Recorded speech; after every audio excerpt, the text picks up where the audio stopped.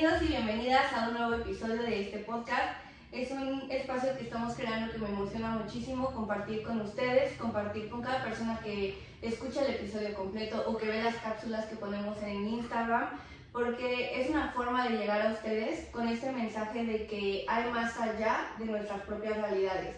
Hay personas que viven con alguna condición, con algún diagnóstico y que tienen derecho también a vivir una vida como la vive cualquier otra persona que no tuviera un diagnóstico o alguna condición, y justo de eso se trata este podcast, que dejemos de hacer que la inclusión sea un tema, o sea, que dejemos de hablar de ello y realmente ya sea una realidad.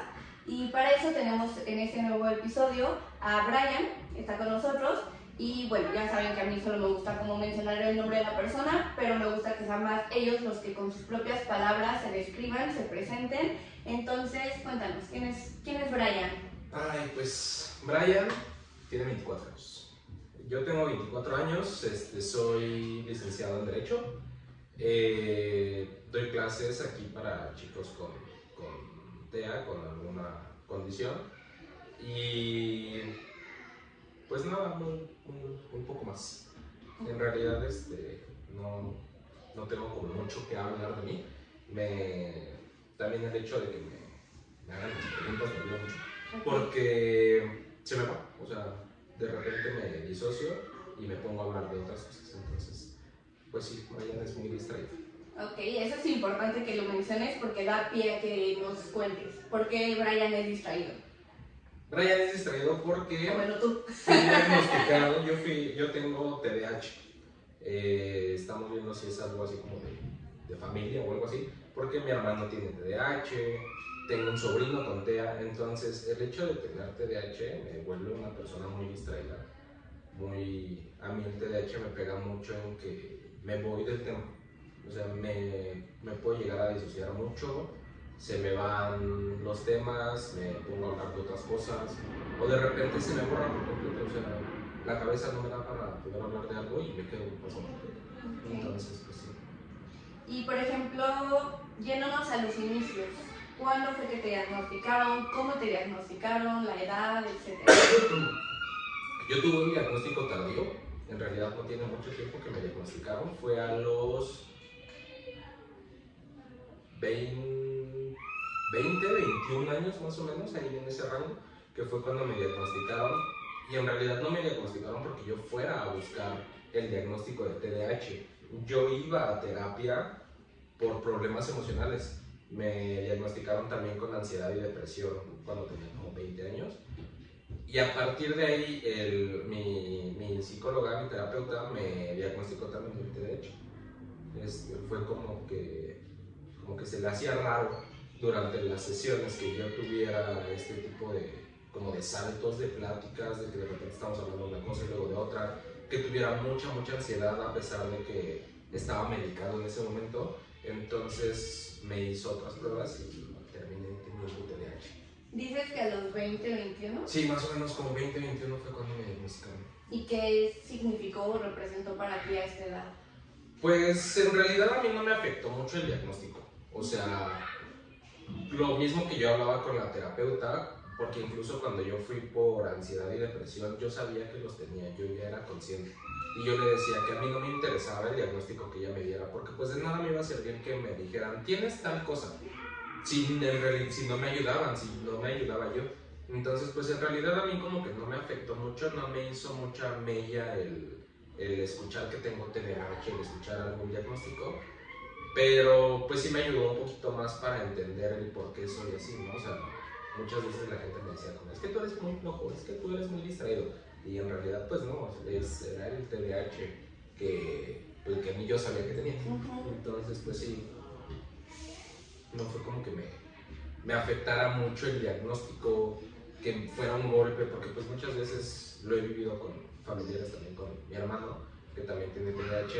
Cuando le dijeron que tenían TDAH, mis papás se pusieron a llorar y él también estaba súper en la negativa, es que yo no quiero tomar medicamentos, como si fuera una enfermedad terminal. Sí, como si les estuvieran dando ya bye, hasta aquí llegaste. Y no, en realidad no, pues sí es difícil, de repente sí puede llegar a ser difícil, pero pues en realidad mientras tú llegues o lo sobrelleves, o como yo, que no te importe tanto el diagnóstico, que más bien te importe la terapia, el camino que tú vayas a llevar, pues ya es, lo puedes llevar un poquito mejor.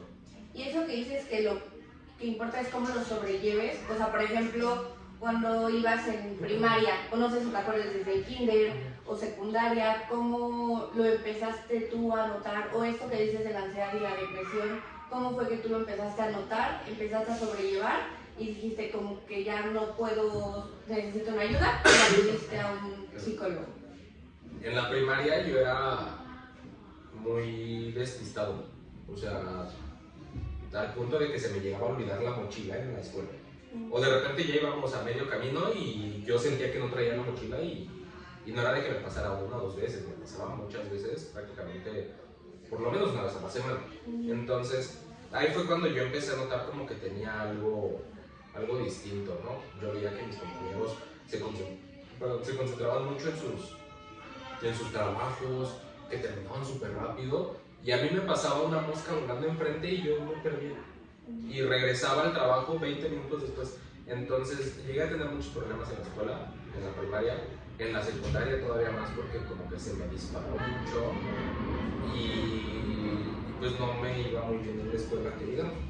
Pero entrando a la prepa fue cuando a mí me dio el golpe como que algo está pasando, porque había veces en las que a lo mejor un maestro me daba una clase y ese mismo día yo me aprendí el tema, pero podía estar un mes con otro tema y nomás no se me pegaba nada.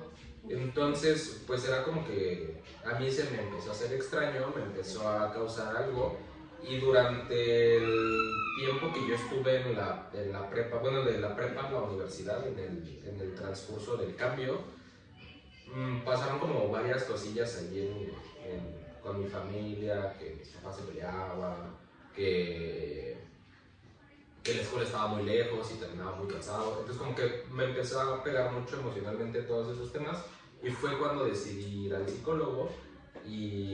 Pero pues en realidad yo iba por temas de ansiedad y depresión. O sea, yo notaba, el primer síntoma que yo noté fue que movía mucho las extremidades. No podía tener quietas las manos, los pies. Ahorita tengo que estarme moviendo porque si no, nomás no. Y no tenía muchos problemas para dormir, para conciliar eso. Entonces, yo lo tomé como que fue ansiedad y depresión, lo que en un principio lo que tenía. Fue lo que me diagnosticaron al principio y ya después haciéndome más pruebas y todo esto fue que me dijeron que tenía TDAH. Okay.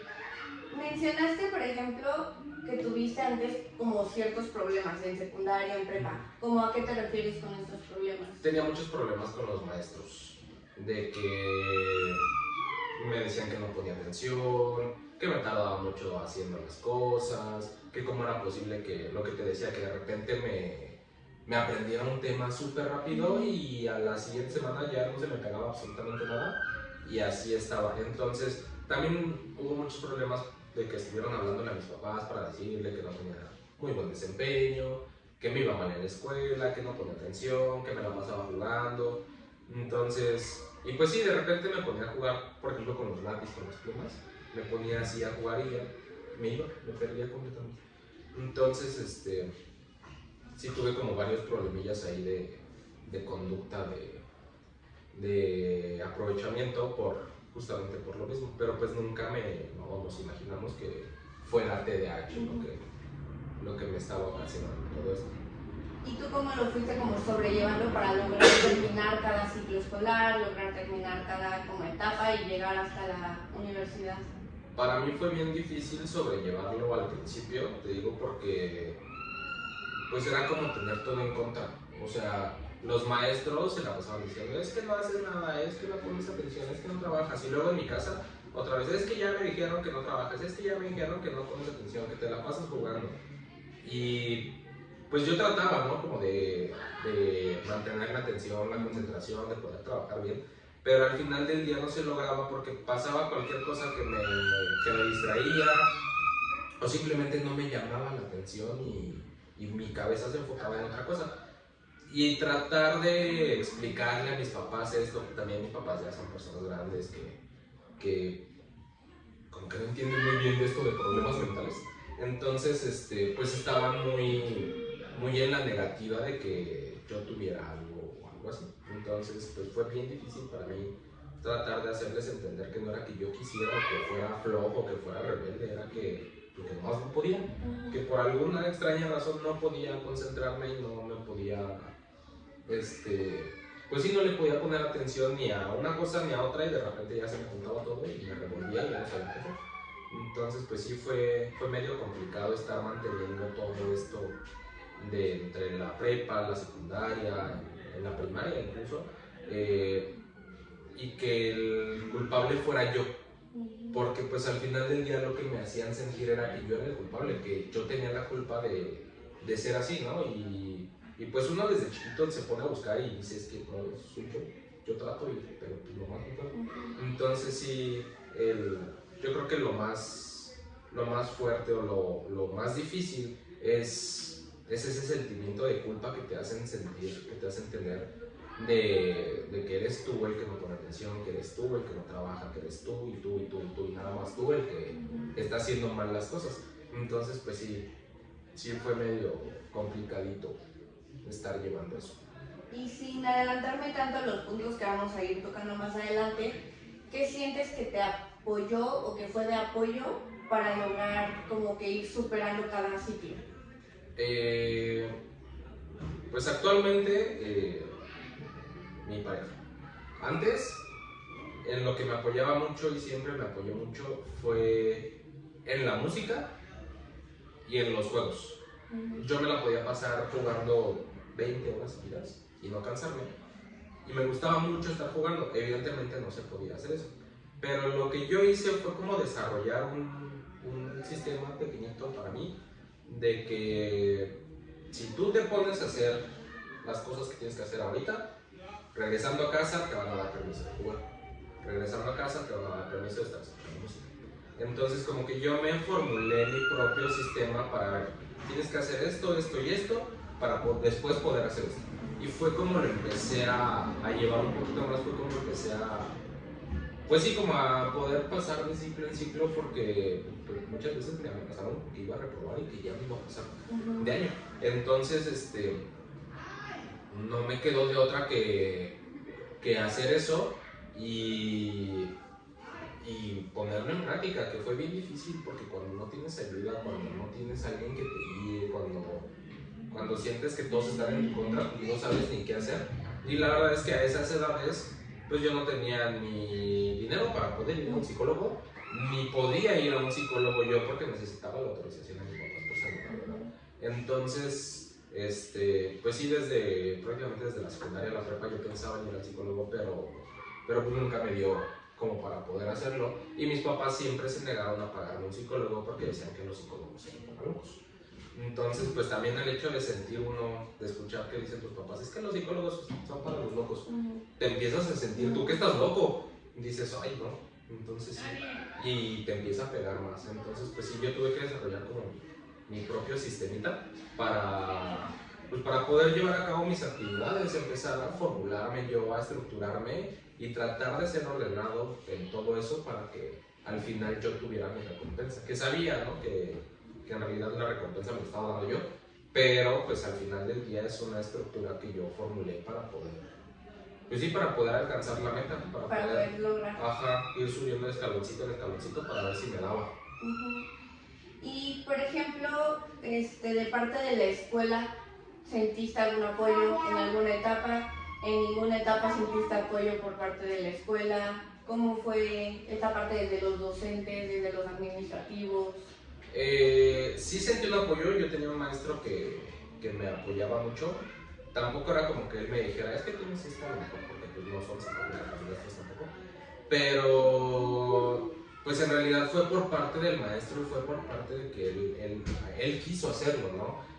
Por parte de la escuela, tal cual, de toda la parte administrativa, de los directivos, jamás sentí un apoyo, al contrario, sí se sentía un rechazo, porque los maestros muchas veces te llegan a clasificar y te llegan a etiquetar.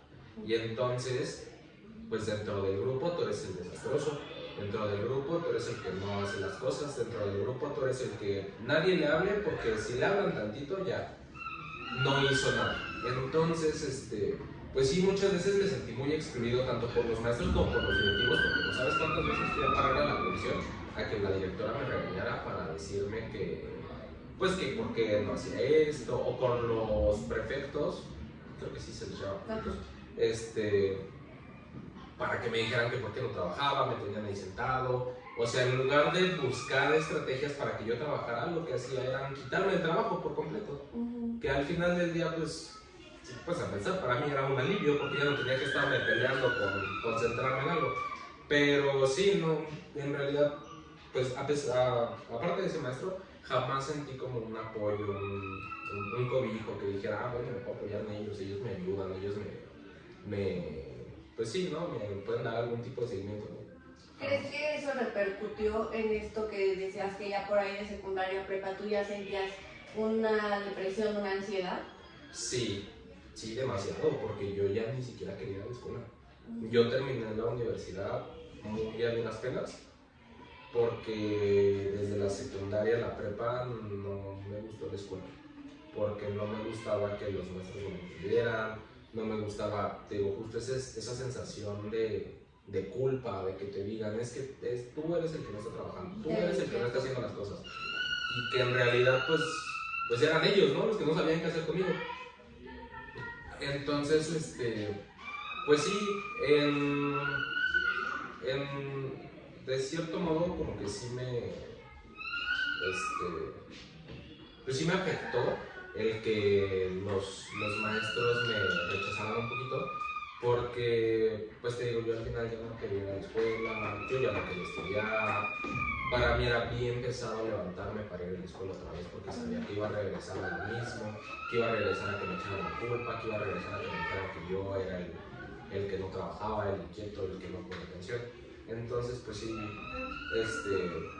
mi ansiedad sí creció exageradamente durante la secundaria y la prepa, porque te digo, pues mis papás ya son señores grandes, ya están muy chapados a la antigua, y para mí era un terror que los maestros me dijeran, le voy a hablar a tu papá, le voy a hablar a tu mamá para decirle que no está trabajando. Entonces, pues todo eso me generaba mucha ansiedad, y era como de ponle atención, y hasta me pegaba en la cabeza, pero no más. Entonces sí, yo creo que sí, el que los maestros no apoyen, no te comprendan, sí me llevó a que la ansiedad y la depresión durante ese tiempo creciera bastante. Yo, por ejemplo, desde la autoestima, o sea, me interesa mucho porque pues sabes que también soy docente, ¿no? Entonces, por ejemplo, cuando hay en escuelas regulares casos de alumnos con alguna neurodivergencia, con alguna condición en el neurodesarrollo, o que simplemente no sabemos qué tiene, pero se sospecha que hay algo que no está procesando la información como el promedio. O sea, ¿cómo les afecta a ustedes, por ejemplo, el que te pasen por pasarte? Para que, no sé, por ejemplo, en primaria esto que dicen es que ya no los pueden reprobar. O que, por ejemplo, en prepa, que si no exentabas una materia y te mandaban al final, sabías que no pasaste al final, pero aún así, pues te ponían el 7 ya para que pasaras. O sea, ¿qué representaba para ti? ¿O cómo crees que afecta esto para ustedes? Pues mira, para mí, la verdad es que era una ventaja. O sea, el hecho de que hicieran eso para mí, en lo personal, era una ventaja, porque pues me quitaban un peso de encima, me quitaban el pensar que si no pasaba mi mamá me iba a regañar, me iba a castigar, mi papá, no sé. Entonces, por lo menos para mí pues sí era como un desahogo, pero pues también te puedo decir que no para todos es lo mismo. Mi hermano tiene TDAH, mi hermano pasó prácticamente por lo mismo durante todo su vida escolar, y para él sí era muy pesado que los maestros lo pasaran nada más porque sí, porque él me decía, es que yo sé que yo puedo más, o sea, yo sé que sí puedo sacar esa calificación, pero piensan que no. A mi hermano lo hicieron sentir un inútil en la primaria y en la secundaria, porque era como, pues ya pásalo, ya ni modo, pues ya ni modo que vaya a pasar tu materia. Entonces a mi hermano, te digo, a él sí le afectó muchísimo, mucho, el hecho de pensar que le estaban regalando una calificación le pegaba mucho en el ego y él decía que cómo era posible que le regalaran la calificación si él sabía que podía. Entonces, pues sí, te digo, por lo menos para mí, pues sí era un desahogo, qué bueno que me pasaba, pero sí, no, para todos es lo mismo. Total. Y ahorita, por ejemplo, la siguiente como punto que quiero abordar es cómo es para ti vivir con TDAH cuando se espera justo que seas una persona disciplinada, productiva. ¿Qué es lo que preguntabas un poco, no? Que no te puedes estar quieto, que estás así con el lápiz y el maestro es como de ya basta, o que necesitas estar, no sé, sentado de alguna forma diferente y el maestro, siéntate bien, etcétera. Sí. ¿Cómo es para ti? ¿Cómo fue llevar esto? Para mí fue muy molesto porque muchas veces dentro del TDAH no nada más viene el ser inquieto, el que no te puedas estar quieto, que tengas que tener las manos en movimiento. Dentro del TDAH vienen otras cuestiones emocionales y conductuales. Entonces, pues yo soy una persona muy desafiante, una persona a la que no le gusta mucho la autoridad o que le estén diciendo qué hacer. Okay. Y pues era un adolescente con TDAH desafiante. Cuando los maestros me pedían que dejara de hacer algo, lo hacía más. O si me pedían que me sentara de tal manera, era la única manera en la que no me sentaba. Me podía sentar de 1000 formas más, pero de esa manera. Entonces, pues todo esto también, obviamente, ya ahorita ya grande, reflexionándolo, dices, pues si estaba mal, y igual y si les hubieras hecho caso, te hubieras ahorrado muchos problemas. Pero pues también te pones a pensar en el hecho en el que pues en realidad no les estaba haciendo nada malo. O sea, el sentarme de una forma diferente a la que ellos querían no les estaba afectando. El que yo estuviera jugando con el lápiz, pegándome en mi mano sin hacer ruido, no les hacía daño, no les molestaba, no les interrumpía la clase. En realidad, pues, si ellos paraban su clase por mí, era porque ellos querían, porque ellos pudieron haber seguido su clase. Y al final del día tampoco era como que me dijeran, es que es por tu bien, para que tú aprendas, porque ni aprendía tampoco. Entonces, pues sí, para mí fue muy molesto. La secundaria y la prepa fueron etapas muy difíciles para mí, hablando desde el punto en el que pues muchos maestros también de esos niveles escolares son gente ya grande. Entonces, pues muchas de las personas grandes ya no entienden muy bien de todo esto y son muy poco tolerantes. Entonces, pues sí, era estarme peleando todos los días prácticamente en todas las materias, porque o no les gustaba cómo me sentaba, o no les gustaba que estuviera jugando con el lápiz, o simplemente por estar volteando a ver a la ventana, ya era un regaño. Y pues sí, te digo, muchas veces yo pongo atención de otras maneras. A lo mejor no te estoy viendo a ti directamente, o no estoy como ahorita como dentro de la plática como tal. Y si tú me ves ahorita, yo estoy viendo por todos lados y estoy moviendo la cabeza, pero estoy poniendo atención, como que tengo otras maneras de poner atención. Entonces el hecho de yo estar volteando a ver al pájaro, de estar volteando a ver el pasto en la ventana, a lo mejor no le estaba viendo a él, pero lo estaba escuchando y estaba poniendo atención. Entonces eso también me molestaba. Y a mí me molestaba. Y dejaba de hacer lo que tenía que hacer. Entonces pues sí era muy difícil tener que estar lidiando con los maestros con esas expectativas de que tienes que estar derechito y viendo hacia adelante y poniendo atención y prácticamente escribiendo siempre.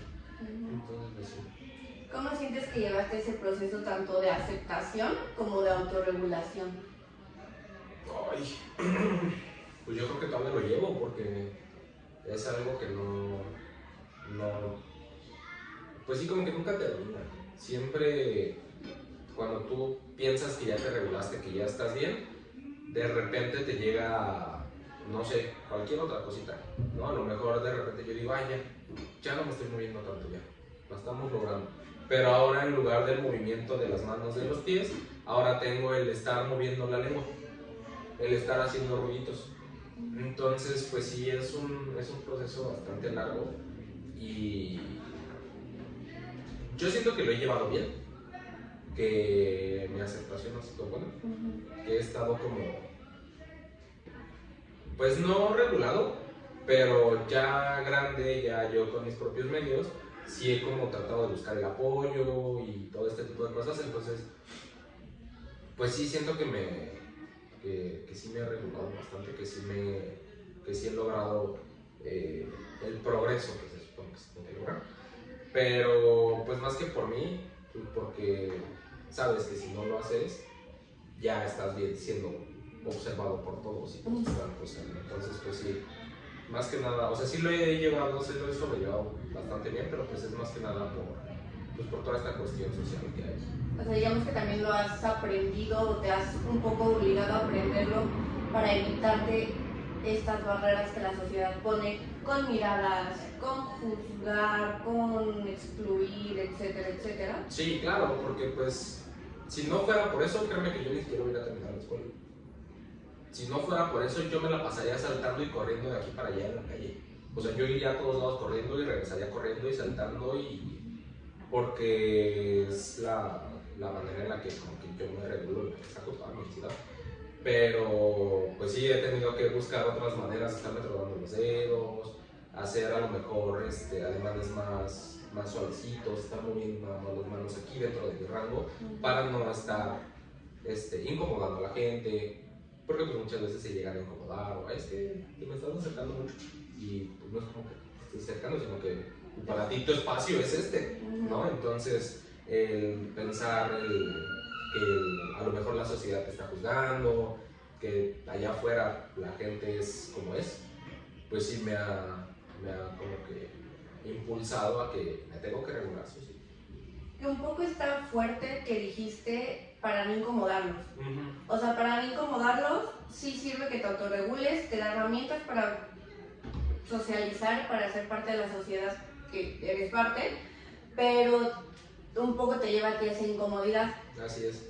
En terapia, cuando estuve yendo al principio, algo que me dijo la terapeuta, que se me quedó mucho, es que mi propia incomodidad le genera comodidad a los demás. Entonces, pues sí, muchas veces por no incomodar a la gente, uno trata como de retraerse un poquito. Pero, pues te digo, en mi caso, también yo soy como muy... Entonces no me molesta tanto que la gente se incomode. Yo más bien lo hago justo porque pues aprendí que en las redes sociales, aprendí que no toda la gente va a ser así como de me incomodas, me voy a hacer así un lado. Muchas veces la gente es, me estás incomodando, te voy a pegar. Entonces, pues, más que nada, o sea, el incomodarme no me molesta, siempre y cuando sea porque me voy a mantener a salvo, ¿no? O sea, como para evitar que alguien, algún loco, de repente se vaya a salvar y vaya a decir, me estás acercando mucho, un golpe. Pero, pues sí, muchas veces llega a pasar, no nada más conmigo, con muchas personas que conozco que sufren lo mismo. Pues sí, el incomodarse, el tener que estar socializando con la gente, porque a mí tampoco me gusta socializar mucho, digamos. Entonces, el tener que estar socializando con la gente porque lo tienes que hacer, pues sí es un poco incómodo y sí llega a ser molesto. Ya que te acostumbras, pues ya es.